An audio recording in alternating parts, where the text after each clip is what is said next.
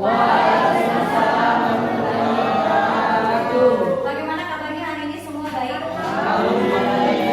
Ya, alhamdulillah. Jadi saya cek kehadirannya dulu karena saya lihat banyak yang tidak hadir hari ini. Adil hadir ya? Hadir dulu. Andira tuh? Apa? Alfa. Andini? Alfa. Asdar? Ada Bu. Angel? Hadir Bu. Fitriani? Hadir Bu. Marsalit Lisra? Alfa ya. Iza? Rian Ahmad? Wawan? Ada Bu. Andika? Baik, Wawan bisa pimpin doa temannya untuk berdoa bersama. Baiklah, sebelum kita memulai pelajaran, mari kita berdoa sesuai dengan keinginan kita masing-masing. Berdoa dimulai.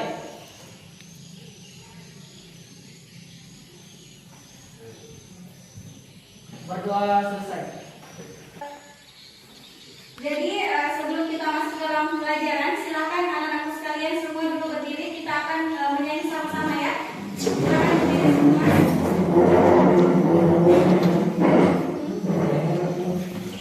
Sudah siap?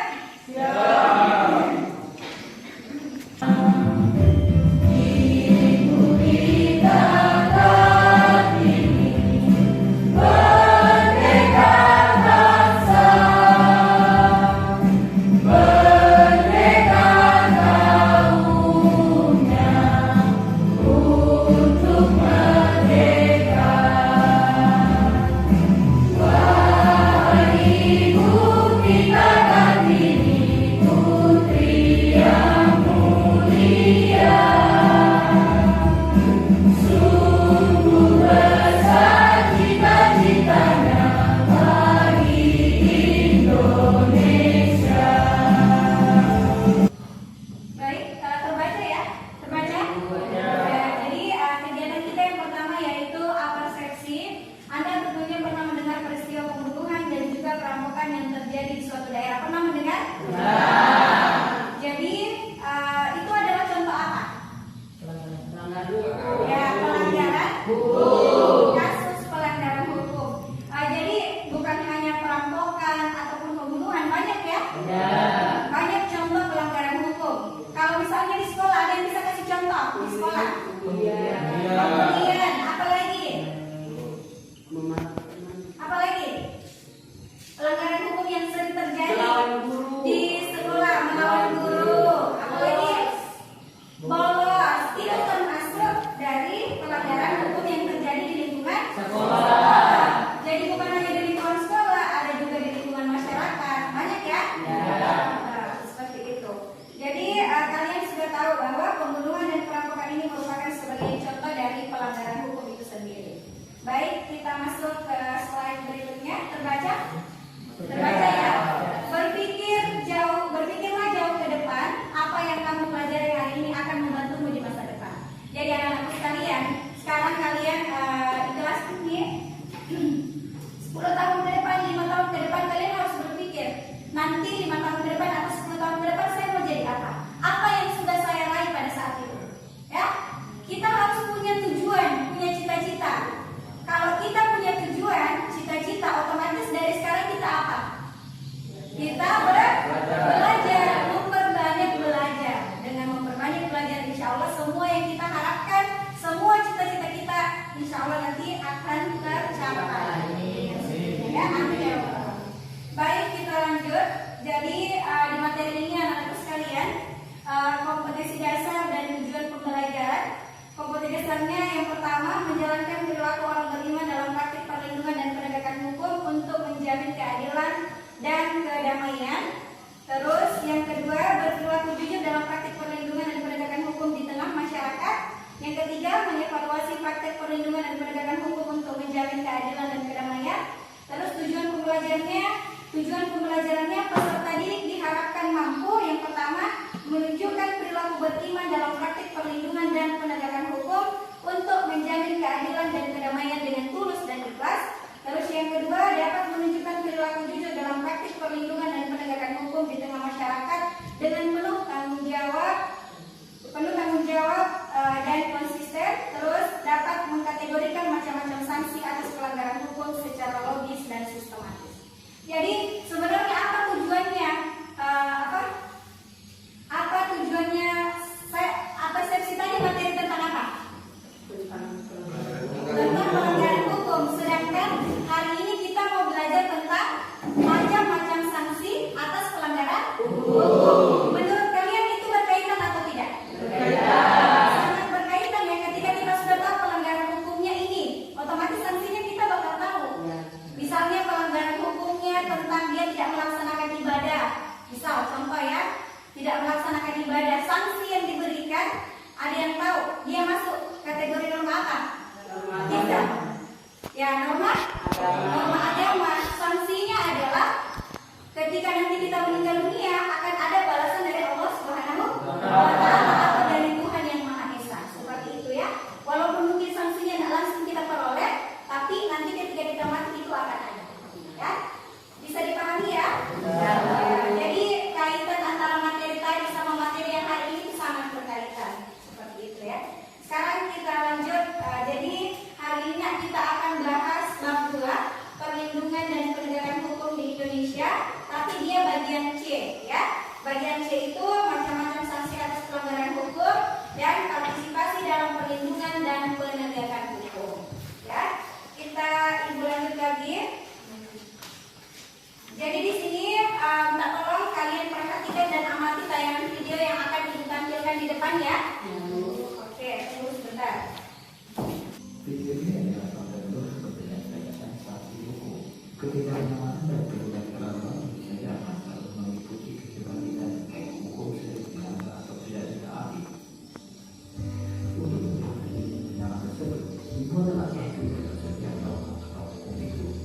Sanksi dari pelanggaran dimulai dari sekian bentuknya, namun memiliki tujuan yang sama, yaitu guna memberikan ketertiban bagi masyarakat.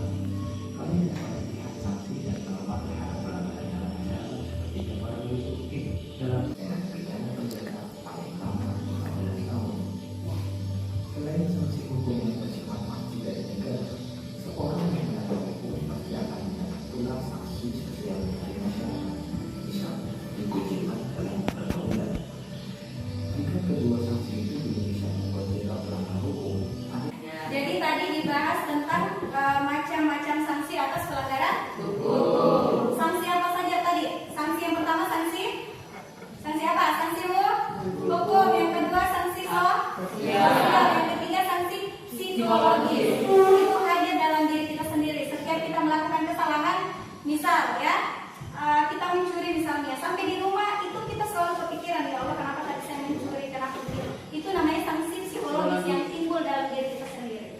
Ya, jadi kita tinggalkan dulu videonya, kita masuk lagi kembali di PowerPoint yang tadi. Jadi setelah kalian mengamati gambar video tadi, kalian akan mengamati gambar. Bisa dilihat ini gambar apa? Ini gambar apa? Orang lulus kami. Orang yang sedang apa ini? Ronda malam. Jadi ini adalah contoh baik atau contoh tidak baik? Baik. Jadi ini adalah contoh dari masyarakat yang taat atas aturan ya yang dibuat.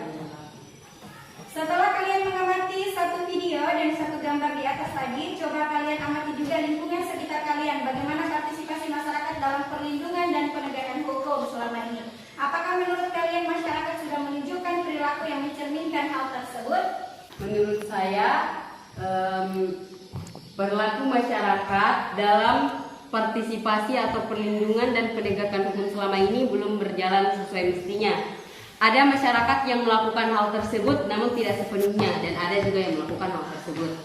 Terima kasih. Contohnya seperti apa? Contoh pelanggaran hukum yang terjadi di sekitar kita itu misalnya kayak perampokan, Bu. Silakan dibuka materinya, halaman 55 sampai 60. Ya.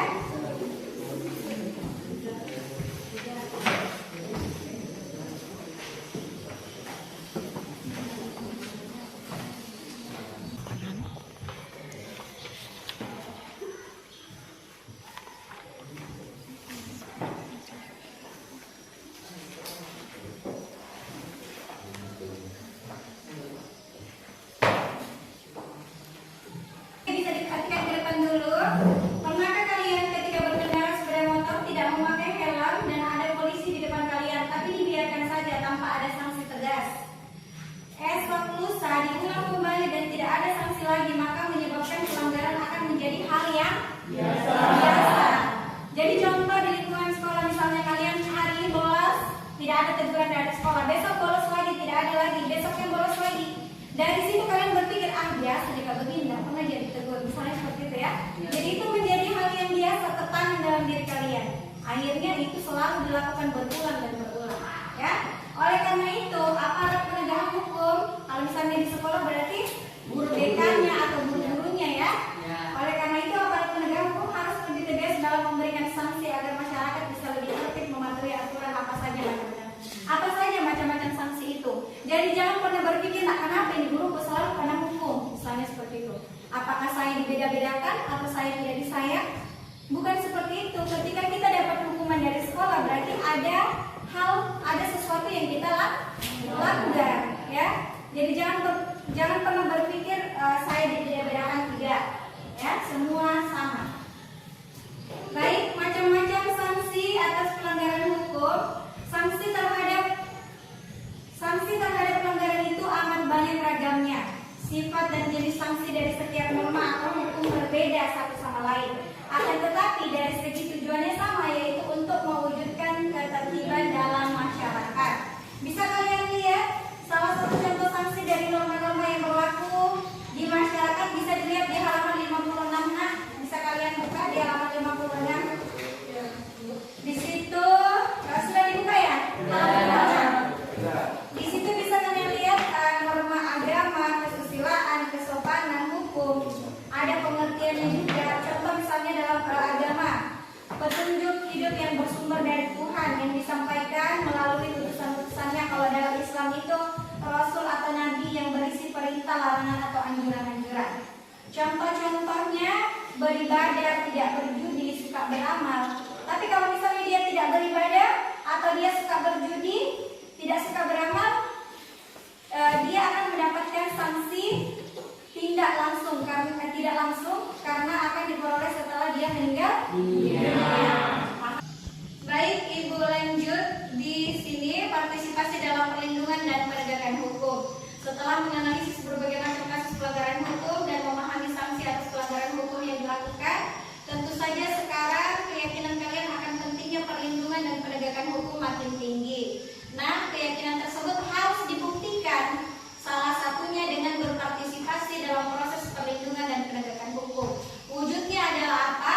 Wujudnya dari partisipasi tersebut adalah dengan menampilkan perilaku yang mencerminkan ketaatan atau kepatuhan terhadap hukum. Karena kalian sudah tahu bahwa bolos itu termasuk dalam melanggar aturan sekolah. Mulai dari hari ini, karena kalian sudah tahu itu melanggar, kalian tidak melakukan lagi. Jadi di sini sudah ada LKPD yang Ibu sediakan. LKPD ini silahkan dikerja dalam kelompok. Saya bagi dulu ya. Coba itu yang cowok 2 pindah ke sini. Fitri dengan ini pindah ke sana. Jadi dalam satu kelompok 5 orang, nah. 1, 2, 3, 4, 5. Bagi satu kelompok di sini. Beda-beda. Oke, sudah setiap kelompok. Oke ya. Oke.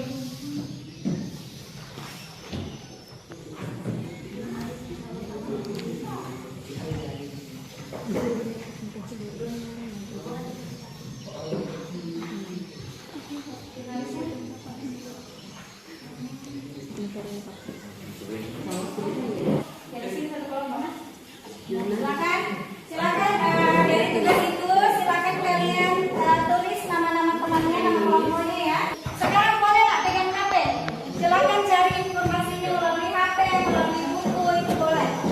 Silakan ya.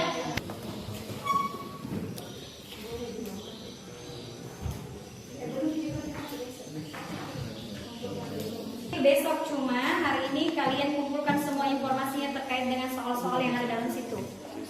Ya. Silahkan dikumpulkan dulu terkait dengan materi yang kita bahas.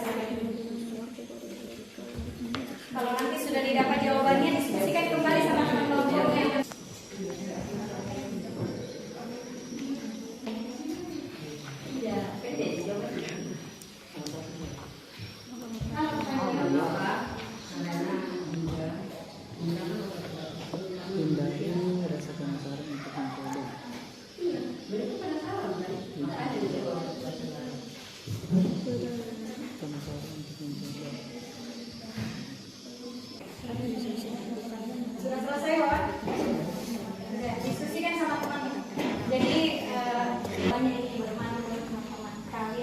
diskusikan dulu.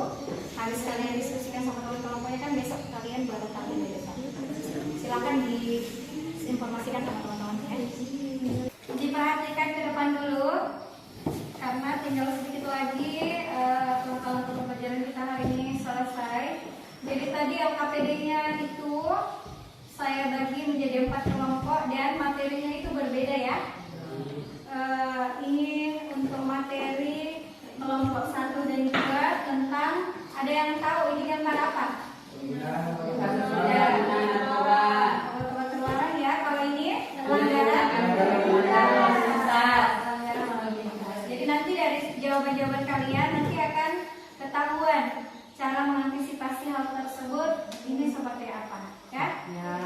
Terus ini juga, ini ada gambar himbauan untuk menghindari narkoba atau obat-obatan. Terus kalau gambar kedua, orang yang sedang menggunakan narkotika berlebihan. Berarti itu gambar yang seharusnya atau yang sesuai ya.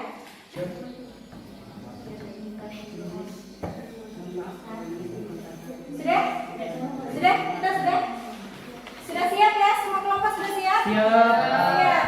Jadi saya buka kembali aturannya. Semua harus maju setiap kelompok. Ya? Jadi kelihatan. Ya? Jadi semua kelompok harus maju. Jadi ketika ditanya harus aktif ya.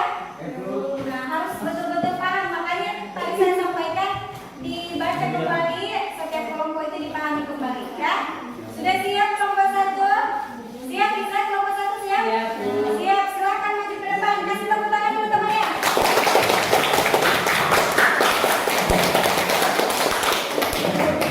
Yaitu selain pemerintah, siapa lagi yang bertanggung jawab untuk mengatasi kedua masalah di atas? Apa saja peran yang bisa dilakukannya? Menurut saya, yang bisa berperan untuk mengatasi kedua kasus tersebut bukan hanya pihak kepolisian ataupun pemerintah. Yang bisa mengatasi kasus tersebut juga masyarakat setempat.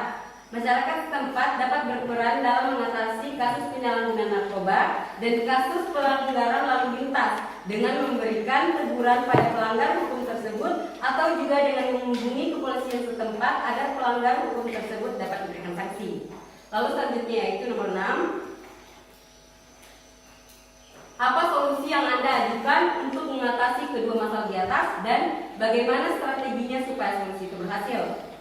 Jawabannya yaitu kita lebih memperketat lagi pengawasan terhadap hal-hal yang bersangkutan dengan kasus pelanggaran hukum. Dan jika masih ditemui orang-orang yang melakukan pelanggaran hukum tersebut, sebaiknya pelanggar hukum tersebut langsung ditindaklanjuti atau diberikan sanksi agar mereka merasa jerah.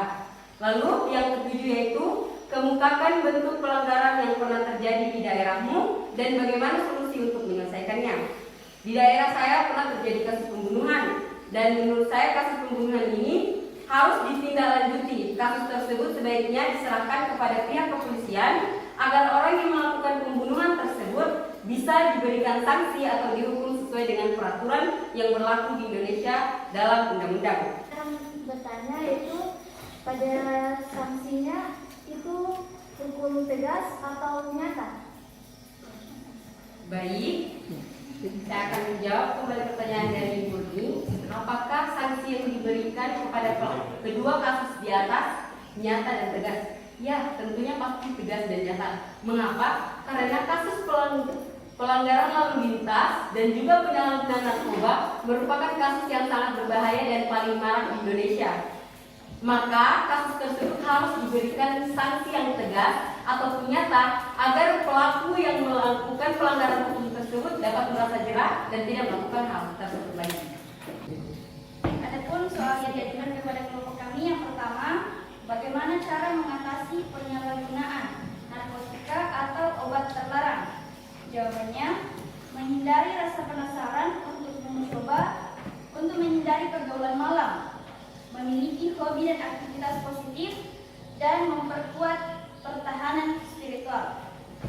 Baik, saya akan mengajukan pertanyaan mengenai tentang kasus penyalahgunaan narkoba. Yang banyak dibahas yaitu tentang cara mengantisipasi penyalahgunaan narkoba dalam kehidupan remaja. Bagaimana dalam kehidupan orang-orang yang bukan remaja, maksudnya orang yang sudah dewasa. Bagaimana kira-kira cara untuk mengantisipasi hal tersebut?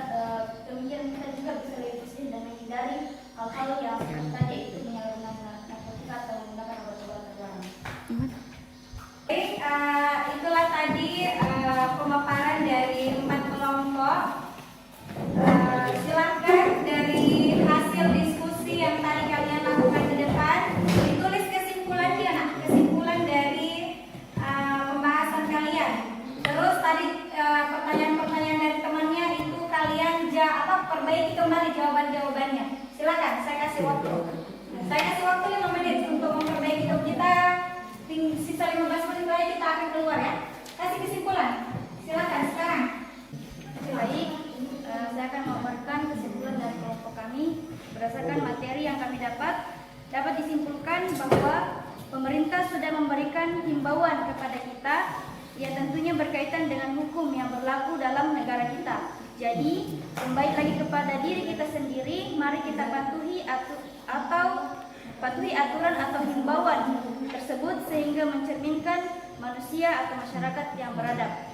Yang dapat kita lakukan untuk menghindari hal-hal negatif tersebut, kita bisa lebih melakukan hal positif seperti memperkuat keimanan kita atau beribadah di rumah bersama dengan keluarga atau melakukan hal-hal positif lainnya. Terima kasih.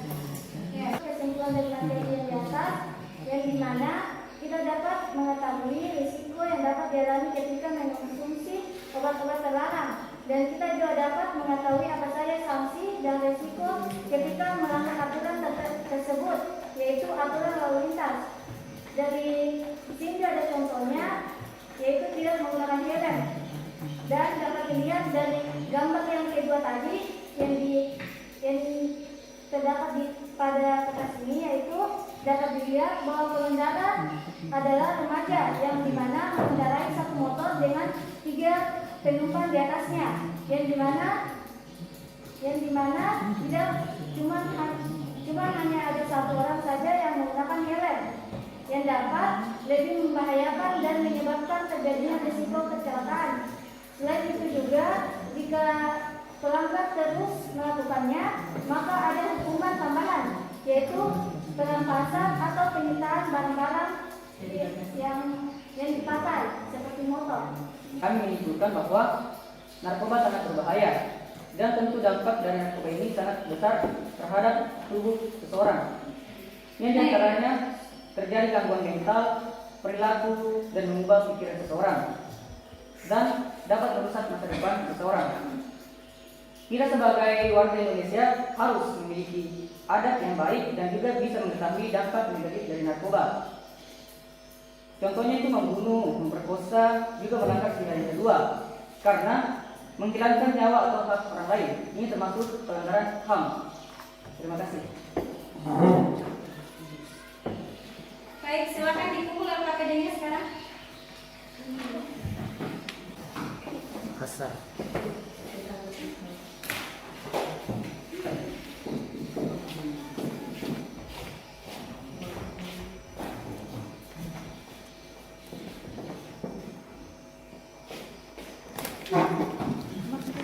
Kesimpulan dari pelajaran kita hari ini bisa dilihat ya di depan. Di situ macam-macam sanksi atas perlindungan hukum, ada yang dinamakan norma agama, norma kesusilaan, norma kesopanan, dan norma hukum. Kalau norma hukum ini masuk kategori sanksi apa? Sanksi Tegas. Tegas dan nyata. Ya, tegas dan nyata. Dia masuk kategori sanksi hukum ya.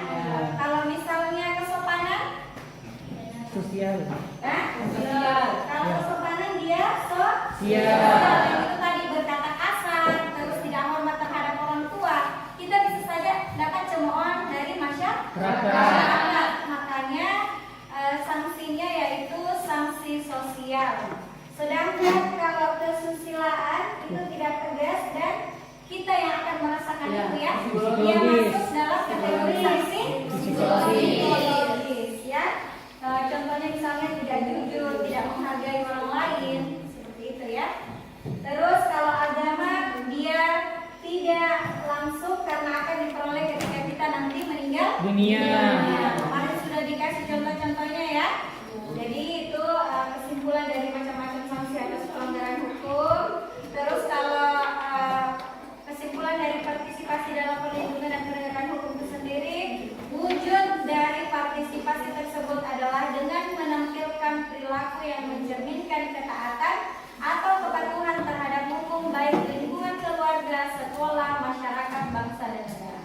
Jadi mulai dari hari ini karena kalian tahu bahwa setiap aturan-aturan yang saya langgar pasti ada sanksinya, dari situ sadar dan tidak melakukan hal tersebut. Ya, kira sebelum kita menutup pelajaran kita hari ini ada lagi yang mau ditanyakan satu orang? Silakan. Atau juga boleh sebelum kita keluar. Ayo sebelum keluar, silakan. Silakan. Yang mau bertanya silakan ya sebelum kita keluar. Ya, silakan. Misalnya kita tidak sengaja untuk mencoba atau sudah mengonsumsi narkoba, dan bagaimana kira-kiranya agar kita bisa menghindari hal tersebut.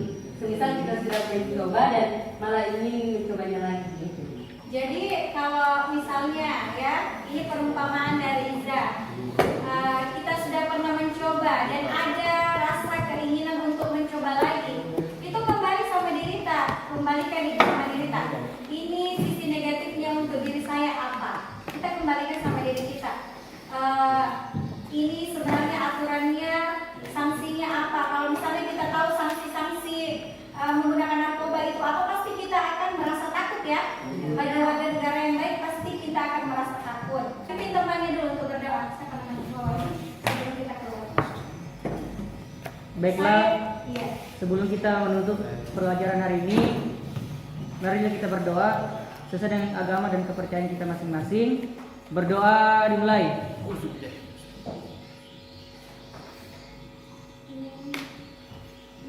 Tunggu sebentar ya, jangan Berdoa keluar dulu. selesai. Saya lupa kasih penilaian. Saya nilai dulu ya setiap kelompoknya ya. Tunggu sebentar. Tidak lama, tidak lama.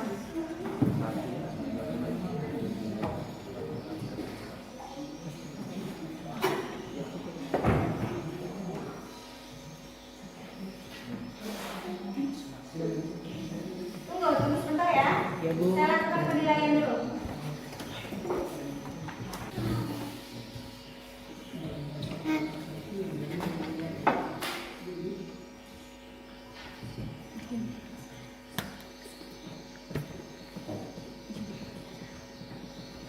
Baik, saya rasa cukup anak-anakku sekalian. Assalamualaikum warahmatullahi wabarakatuh. Waalaikumsalam warahmatullahi wabarakatuh.